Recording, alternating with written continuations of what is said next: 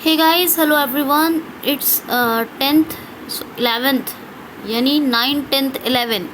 आज है ई केयर 24 का 3 वीडियो। ई केयर मतलब एक्स्ट्रा केयरिंग करंट अफेयर का 3rd वीडियो नंबर 3rd। तो आज है 11th मई का स्पेशल करंट अफेयर आप लोगों के लिए। तो वेलकम टू QCL। 11 मई का एक स्पेशल करंट अफेयर लेके आपकी दोस्त बुशरा मैं आपके लिए हाजिर। आप लोगों से रिक्वेस्ट करूँगी, प्लीज़ मेरी हाथ जोड़ के रिक्वेस्ट है कि आप वीडियो को अपने बेनिफिट के लिए कंप्लीट वॉच कीजिए, जिससे कि आपको जो मैं इंफॉर्मेशन जो कंटेंट डिलीवर करना चाहती हूँ उसका बेनिफिट आपको पहुँचे। और अगर वीडियो पसंद आए तो लाइक शेयर ज़रूर करें, लाइक और कमेंट प्लीज़ ज़रूर करें, और सब्सक्रिप्शन में हमें सपोर्ट ज़रूर करें। ये मेरी आप लोगों से रिक्वेस्ट है। जो नए लोग हैं वो हमें सब्सक्रिप्शन में सपोर्ट करने, और जिन्होंने अभी सब्सक्राइब किया हुआ है QCL को, मैं आप लोगों का दिल से थैंक्स करती हूँ। चलिए स्टार्ट करते हैं। हाल ही में अभी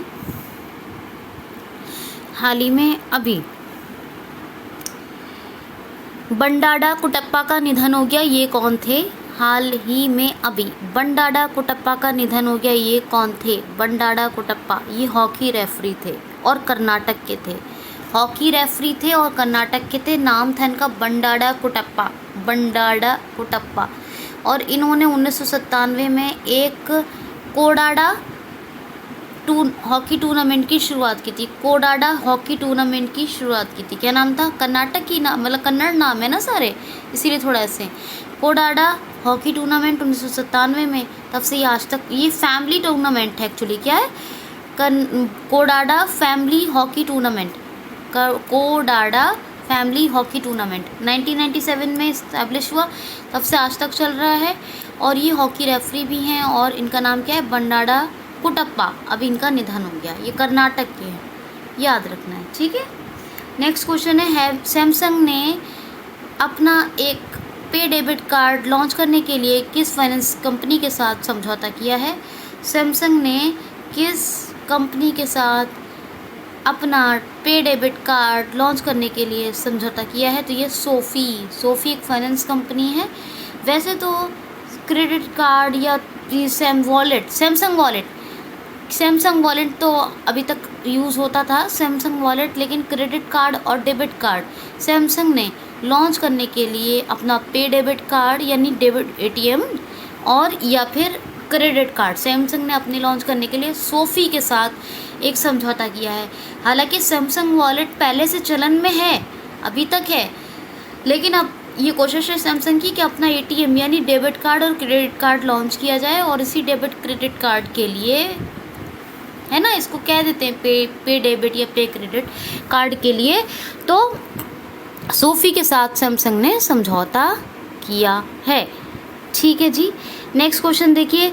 हाल ही में एक रिपोर्ट आई है, हाल ही में यूनिसेफ की एक रिपोर्ट आई है, जिसके अनुसार 2019 में दुनिया में सबसे ज़्यादा विस्थापित होने वाले लोग किस देश में पाए गए हैं?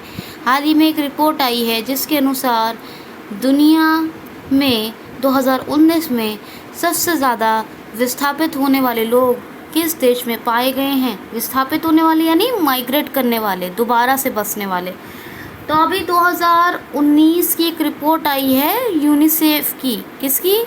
यूनिसेफ की 2019 की एक रिपोर्ट आई है। यूनिसेफ बोले तो यूनाइटेड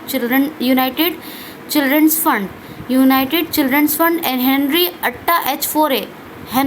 फोरे इसके हेड हैं। 1946 में इसकी स्थापना हुई। 1946 में न्यूयॉर्क में इसका हेडक्वार्टर है। यूनाइटेड चिल्ड्रंस फंड, यूनिसेफ, इसी की रिपोर्ट है। और ये कहती है कि दुनिया में सबसे ज़्यादा जो विस्थापित होने वाले लोग हैं, दोबारा से बसने वाले, अपना घर छोड़ के, मतलब अपने घर छोड़ के जो कहीं और बसने वाले लोग हैं, उनमें सबसे ज़्यादा नंबर 1 पे है इंडिया। 50 लाख से भी अधिक लोगों ने अपना घर छोड़ दिया। ये कंडीशन रही है। भारत नंबर 1 पे रहा है, सेकंड नंबर पे रहा है जी बांग्लादेश, और थर्ड नंबर पे रहा है फिलीपींस। यानी नंबर 1 पे क्या? इंडिया, दूसरे पे बांग्लादेश और तीसरे पे फिलीपींस से याद होगा, मनीला फिलीपींस में ADB का हेडक्वार्टर है, याद आ रहा होगा। तो मतलब जो किसी और वजह से कहीं और जाके बसे, जिन्होंने अपना घर छोड़ दिया, ऐसे 50 लाख से भी अधिक 50 लाख से भी 50 लाख से भी ज़्यादा अधिक लोग हैं। ये इंडिया नंबर 1 पे रहा है। और ऐसी एक रिपोर्ट है, ये 2019 की ही बात करूँ, ऐसी रिपोर्ट जारी हुई है। ये एक ऐसी रिपोर्ट जारी हुई है यूनाइटेड चिल्ड्रंस फंड की, यूनिसेफ की, हेनरिएटा एच फॉरेल, ठीक है, हेड है। नेक्स्ट क्वेश्चन देखिए, हाल ही में अभी फ्रीडम ऑफ स्पीच 2020 अवार्ड किसको, फ्रीडम ऑफ स्पीच 2020 अवार्ड से किसको सम्मानित किया गया है? फ्रीडम ऑफ स्पीच 2020 अवार्ड से किसको सम्मानित किया गया है? तो ये है आदित्य, क्या नाम है इनका? आदित्य, तो इनका नाम देखिए, आदित्य गलत बोल दिया, सिद्धार्थ वरदराजन। क्या नाम है? Siddharth Varadarajan. Freedom of speech 2020 award, freedom of speech 2020 award मिला है सिद्धार्थ वरदराजन को। ये द वायर जो वेबसाइट है उसके फाउंडर हैं, द वायर के founder of the wire web, founder of the wire web है सिद्धार्थ वरदराजन। सिद्धार्थ वरदराजन, फिर से सुनिए, सिद्धार्थ वरदराजन। और इन्हीं को भी फ्रीडम ऑफ स्पीच 2020 के पुरस्कार से सम्मानित किया गया है, याद रखिएगा, ठीक, याद रखना है। अच्छा, अभी जो यूनिसेफ की रिपोर्ट बताई है, जो इंटरनली विस्थापित हुए हैं लोग, अपना घर छोड़ के जो दूसरी जगह किसी भी कारण से बचे हैं, उस रिपोर्ट का नाम क्या है? Lost at home. Lost at home, जो घर छोड़ के कहीं और विस्थापित हुए हैं, देश में ही किसी भी कारण से उन्होंने अपना घर छोड़ा, तो उस रिपोर्ट का नाम क्या है? लॉस्ट एट होम, ठीक है, ये नाम है यूनिसेफ की रिपोर्ट। ये 2019 की है, नंबर 1 पे भारत है, आपको बताया। नेक्स्ट क्वेश्चन, हाल ही में द पॉइंटर इंस्टीट्यूट ने फेक न्यूज़ की जांच करने के लिए किस नेटवर्क को जारी किया है? पॉइंटर इंस्टीट्यूट ने फेक न्यूज़ की जांच करने के लिए कौन सा नेटवर्क अभी लॉन्च किया है? पॉइंटर इंस्टीट्यूट ने अपना, द पॉइंटर का ही है या पॉइंटर इंस्टीट्यूट ने अपने फेक न्यूज़, जो भी फेक न्यूज़ हैं उनको जांचने के लिए कौन सा चैट नेटवर्क लॉन्च किया है? कौन सा चैट नेटवर्क लॉन्च किया है? द पॉइंटर, ये पॉइंटर इंस्टीट्यूट ने फेक खबरों की जांच करने के लिए कौन सा नेटवर्क लॉन्च किया है? तो ये IFCN, क्या है? IFCN, तो इंटरनेशनल फेक चैटिंग नेटवर्क, ये IFCN, ये द पॉइंटर इंस्टीट्यूट ने शुरू किया है। अगर कोई भी fact checking network, international fact chatting network, तो ये द पॉइंटर का है। इस पर ये देखा जा सकता है कि कौन सी न्यूज़ यानी वैल्यूएबल है, कितना फैक्ट है, कितना नहीं है। तो ये IFCN, international fact chatting network के थ्रू पॉइंटर इंस्टीट्यूट कौन सी खबर फेक है, फैक्ट है, कितनी है, नहीं है, इसकी जांच कर सकता है। और इसने क्या शुरू किया है? IFCN नेटवर्क ऑन व्हाट्सअप,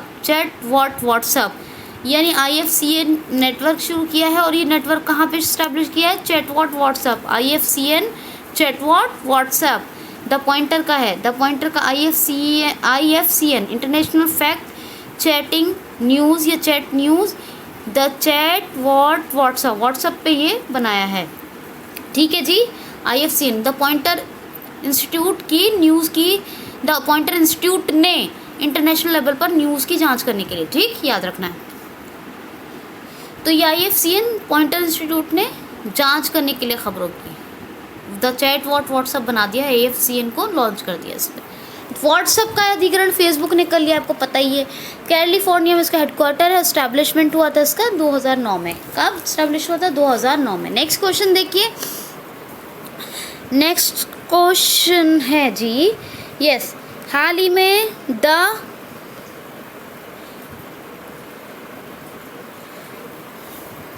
क्या है? हाल ही में एक इंडिजन टेस्ट, एक मिनट, हाल ही में इंडिजन टेस्ट, जस्ट मिनट, तो क्वेश्चन जरा दोबारा सुनिए। हाल ही में किस देश ने कोरोना वायरस की जांच के लिए द एंटीजन टेस्ट को मंजूरी दे दी है? हाल ही में किस देश ने कोरोना वायरस की जांच के लिए द एंटीजन टेस्ट को मंजूरी दे दी है? हाल ही में किस देश ने कोरोना वायरस की टेस्टिंग के लिए द एंटीजन टेस्ट को मंजूरी दे दी है? तो अभी अमेरिका ने द एंटीजन टेस्ट को मंजूरी दे दी है कोरोना वायरस की टेस्टिंग के लिए। और अमेरिका का जो FDA फूड ड्रग एसोसिएशन उसी ने परमिशन दी है। यूएसए के FDA ने प्रमोशन दी है, जो अथॉरिटीज़ हैं यूएसए और यूएसए के FDA की फूड ड्रग एसोसिएशन है ना, तो ड्रग मतलब ये दवाओं वाला ड्रग होता है ना, फूड ड्रग एसोसिएशन, ठीक। तो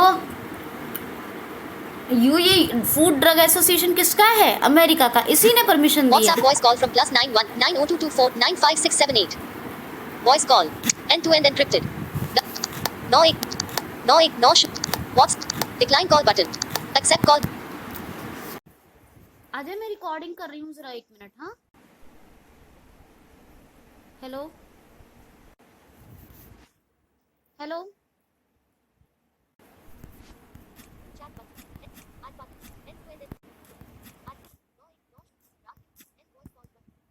WhatsApp report call this call report log off double tap to log off audio lab start recording button। दोस्तों मुझे माफ़ कीजिए, अचानक से व्हाट्सएप पर वॉइस कॉल आ गई तो आपको इसकी वजह से डिस्टर्ब हुआ। आई एम सो सॉरी कि आपको डिस्टर्ब फील हुआ। क्या कर सकते हैं ना, भाई कोई कॉल कर देता है अचानक से तो क्या कर सकते हैं, तो आई एम सो सॉरी इसके लिए। चलिए, तो जो अमेरिका का FDA है, फूड ड्रग एसोसिएशन, उन्होंने ये कोरोना वायरस टेस्टिंग के लिए एंटीजन टेस्ट को मंजूरी दे दी है, परमिशन दे दी है। अब ये है क्या एंटीजन टेस्ट? ये नाक के सैंपल से नाक का सैंपल लेके जांच की जाएगी कोरोना वायरस की। नाक का एक सैंपल लिया जाएगा और उससे जांच की जाएगी कोरोना वायरस की। ये अमेरिका के FDA ने परमिशन दे दी है इसके लिए, ठीक। नेक्स्ट क्वेश्चन, हाल ही में आयुष कवच ऐप किस राज्य सरकार ने अभी शुरू की है? हाल ही में किस राज्य सरकार ने अपने यहाँ आयुष कवच ऐप शुरू की है? तो अभी ये थोड़े दिन पहले भी क्वेश्चन मैंने आपको बताया था, आयुष मंत्रालय ने एक आयुष कवच ऐप बनाया है, इसको उत्तर प्रदेश सरकार ने शुरू किया है। उत्तर प्रदेश सरकार ने, अभी हो गई है इसलिए ये क्वेश्चन आया है। पहले सिर्फ एक न्यूज आई थी, अब शुरू हो गई है यूपी में आयुष कवच ऐप। इससे क्या होगा कि कोरोना वायरस के जो मतलब कोरोना वायरस ना हो उसके लिए इम्यूनिटी पावर को स्ट्रांग बना दिया जाएगा पहले ही, ताकि कोई अटैक किसी वायरस का ना हो सके, ठीक। कोई वायरस का अटैक ना हो और लोग सुरक्षित रहें। मतलब प्रिकॉशंस तो उनको लेने ही हैं, सोशल डिस्टेंसिंग हुई, लॉकडाउन का फॉलो हुआ, वो सब तो करेंगे, लेकिन फिर भी जब उनकी इम्यूनिटी पावर स्ट्रांग होगी तो किसी को कुछ हो भी जाता है तो ट्रीटमेंट में बहुत आसानी होती है। तो ये आयुष विभाग ने, आयुष मंत्रालय ने, क्या नाम है इसका, आयुर्वेदा, योगा, नेचुरोपैथी, यूनानी, सिंध एंड होम्योपैथी, यानी ये पूरा फुल फॉर्म है। शॉर्ट में कहते हैं आयुष मिनिस्ट्री ऑफ आयुष। तो आयुष का है ये आयुष कवच ऐप, इससे, ठीक है, उत्तर प्रदेश सरकार ने अपने यहाँ लॉन्च किया है, यूपी ने, ठीक, याद हो गया होगा आपको। यूपी ने कल आपको बताया था एक ऐप लॉन्च की थी, कौन सी,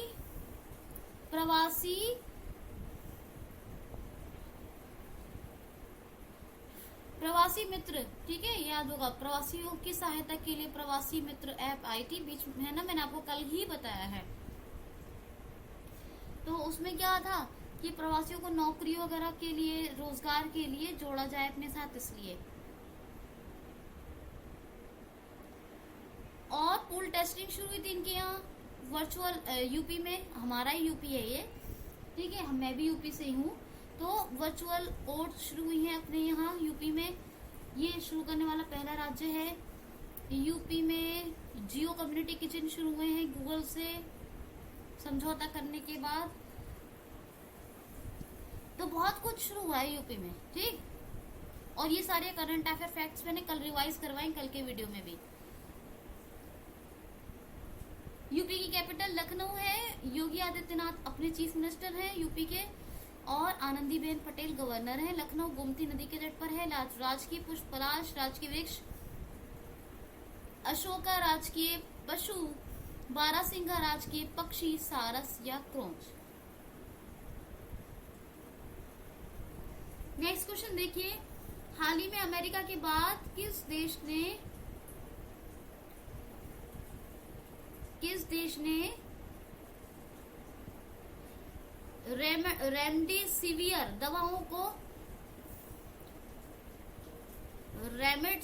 दवाओं को मंजूरी दी है? हाल ही में किस देश ने अमेरिका के बाद रेमडेसिवियर या रेमडेसिवियर मेडिसिन को मंजूरी दी है? तो अमेरिका ने पहले ये रेमडेसिवियर दवाओं को मंजूरी दी थी। रेमडेसिवियर मेडिसिन, कौन सी? रेमडेसिवियर मेडिसिन को परमिशन दी थी। और ये दवा असल में रिसर्च में यूज की जाती है। इसका यूज क्या ज्यादातर रिसर्च में किया जाता है।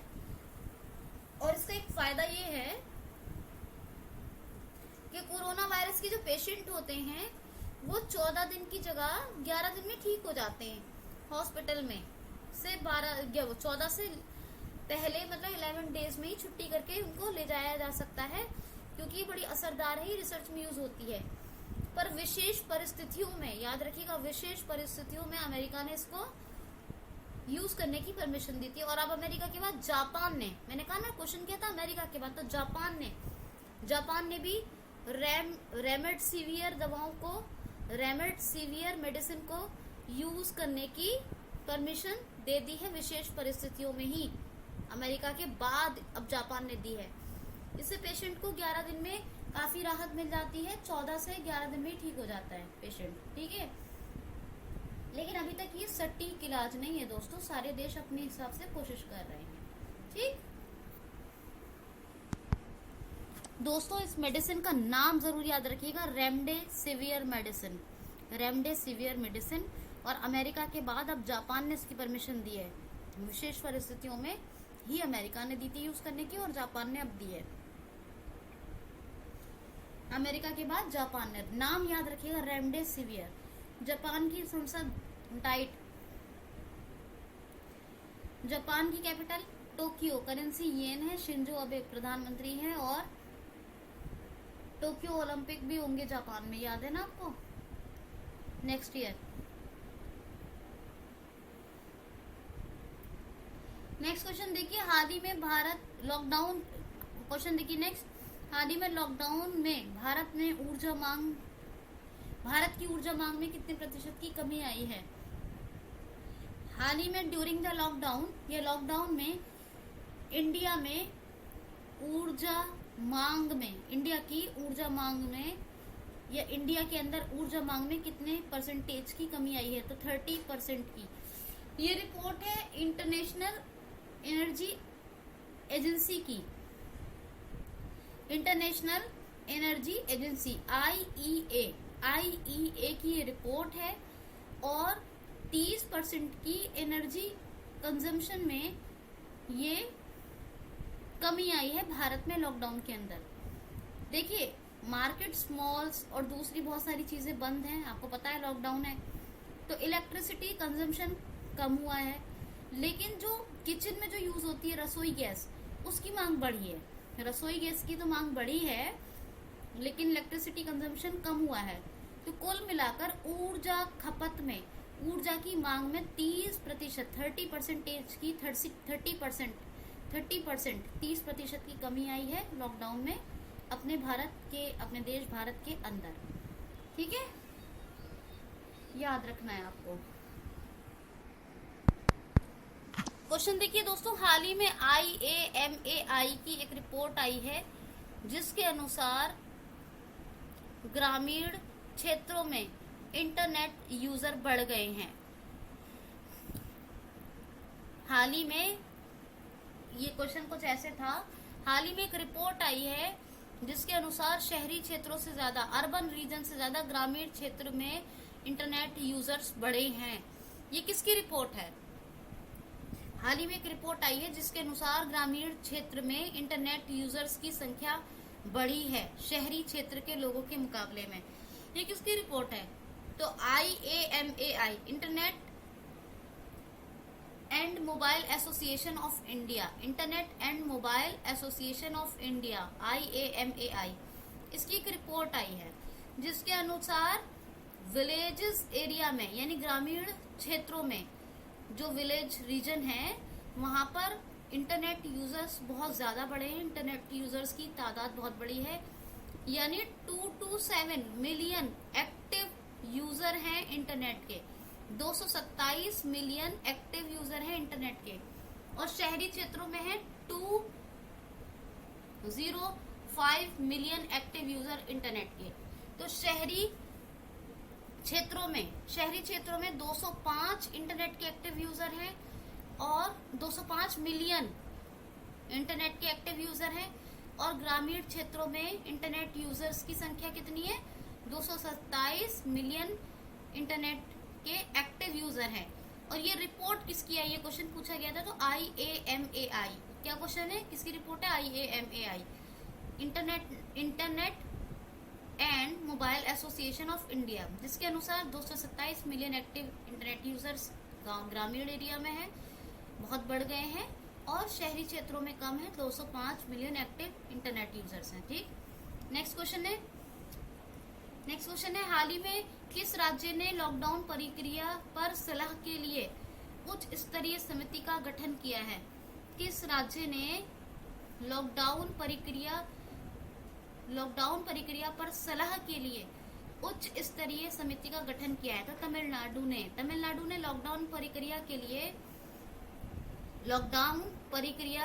लिए सलाहकार समिति का उच्च स्तरीय सलाहकार समिति का गठन किया है, जिसमें हमारे RBI के पूर्व गवर्नर हैं रघुराम जी राजन, श्रीरंगराजन है ये, श्रीरंगराजन। तो श्रीरंगराजन, रघुराम जी राजन, यानी श्रीरंगराजन कहेंगे। ठीक है, श्रीरंगराजन, रंगराजन तो आपको याद ही रहेगा। तो श्रीरंगराजन ये पूर्व गवर्नर हैं RBI के, और यही इस समिति के हेड हैं। ये तमिलनाडु की उच्च स्तरीय समिति है जो गठित हुई है, लॉकडाउन प्रक्रिया पर सलाहकार समिति। ठीक है, ये याद रखना है। नेक्स्ट क्वेश्चन देखिए, हाल ही में किस देश ने वायरस को शरीर से खत्म करने के लिए मोनोक्लोनल न्यूट्रलाइज एंटीबॉडी विकसित किए हैं? हाल ही में किस देश ने वायरस को मानव शरीर से खत्म करने के लिए मोनोक्लोनल न्यूट्रलाइज एंटीबॉडी विकसित किए हैं? हाल ही में किस देश ने ह्यूमन बॉडी से वायरस को रिमूव करने के लिए मोनोक्लोनल न्यूट्रलाइज एंटीबॉडी डेवलप किए हैं? तो इजराइल ने अभी मोनोक्लोनल न्यूट्रलाइज एंटीबॉडी डेवलप किए हैं, जो वायरस को मानव शरीर से दूर रखने या ना फैलने देने के लिए बहुत सहायक साबित होंगे। ठीक है, ये मोनोक्लोनल न्यूट्रलाइज एंटीबॉडी हैं जो मानव शरीर में वायरस को फैलने से रोकेंगे। ठीक है, याद रखना है बिल्कुल। इजराइल की बात करते हैं। इजराइल की कैपिटल क्या है? यरूशलेम या जेरूशलेम भी कहते हैं लोग। इजराइल की करेंसी क्या है? Israeli new shackle. Benjamin Netanyahu ये प्रेसिडेंट है। बेंजामिन नेतन्याहू ये प्रेसिडेंट है इजराइल के। नेक्स्ट क्वेश्चन, हाल ही में किस राज्य ने इंटरैक्टिव हेल्थ पोर्टल को लॉन्च किया है?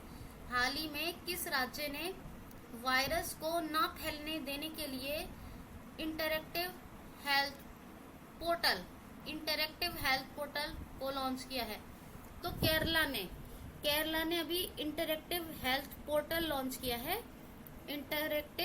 Interactive health portal. इससे क्या होगा, ये कोशिश की जा रही है इसके माध्यम से कि वायरस ज्यादा से ज्यादा ना फैले, इसको फैलने से रोका जाए, वायरस को फैलने से रोका जाए, कम से कम वायरस फैले या फिर बिल्कुल ना फैले, ऐसे बहुत सारे प्रयास किए जा रहे हैं।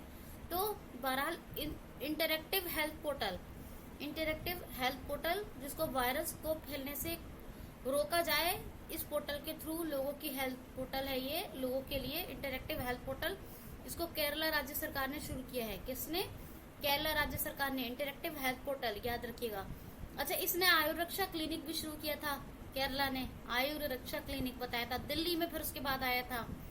दिल्ली पुलिस के साथ मिलके आयुष मंत्रालय ने आयुष मंत्रालय के साथ दिल्ली पुलिस ने मिलकर शुरू किया था। और एक आया था केरला में तिरंगा पहल, जिसमें थर्मामीटर, एक गाड़ी में 2 माइक्रोफोन, 2 कैमरे लगे होंगे और लोगों की रैपिड टेस्टिंग होगी। ठीक, और भी बहुत सारे फैक्ट्स बताए मैंने केरला के। और केरला में पेरियार वन्यजीव अभ्यारण्य केरला में है, और पेरियार डैम है, पेरियार रिवर है, ये भी आप याद रखिएगा। साइलेंट वैली ऑफ साइलेंट है केरला में। आरिफ मोहम्मद खान गवर्नर है और चीफ मिनिस्टर कौन है? पिनरई विजयन। और कैपिटल क्या है? तिरुवनंतपुरम। क्या है? तिरुवनंतपुरम। क्वेश्चन देखिए, हाल ही में किसने अभी एक स्मारक डाक टिकट लॉन्च किया है? हाल ही में किसने अभी एक स्मारक डाक टिकट लॉन्च किया है? हाल ही में किसने अभी स्मारक डाक टिकट लॉन्च किया है? तो डब्ल्यूएचओ ने एक स्मारक डाक टिकट, स्मारक कहते हैं जो मेमोरियल, ठीक है। डब्ल्यूएचओ ने एक स्मारक डाक टिकट लॉन्च किया है। असल में अभी चेचक उन्मूलन का 40वां वर्षगांठ था, यानी चेचक उन्मूलन की 40वीं वर्षगांठ मनाई गई है। और इसी के चलते वर्ल्ड हेल्थ ऑर्गेनाइजेशन, डब्ल्यूएचओ की फुल फॉर्म क्या है? वर्ल्ड हेल्थ ऑर्गेनाइजेशन ने क्या किया है? एक स्मारक डाक टिकट लॉन्च किया है। वर्ल्ड हेल्थ ऑर्गेनाइजेशन, इसको $30 मिलियन की फंडिंग की है चाइना ने, पता होगा आपको। टेड्रोस अधानो